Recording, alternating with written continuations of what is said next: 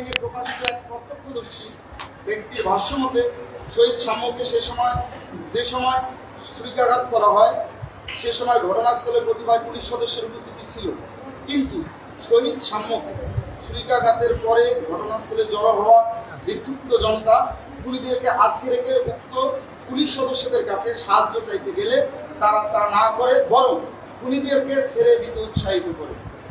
এখন পর্যন্ত সেখানে উপস্থিত পুলিশ সদস্যরা কেন বা কাদের অনুরোধে আসামিদের ছেড়ে দিয়েছিল তার কোনো সদুত্তর প্রশাসনের পক্ষ থেকে পাওয়া যায়নি।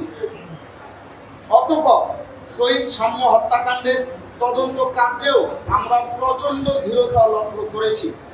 প্রায় 13 দিন পর ঢাকা মেট্রোপলিটন পুলিশ ডিএমপি কমিশনের নেতৃত্বে একটি সংবাদ সম্মেলনের মাধ্যমে যে তথ্য উপস্থাপন করা হয় তাও ছিল অত্যন্ত অস্পষ্ট বিভ্রান্তিকর।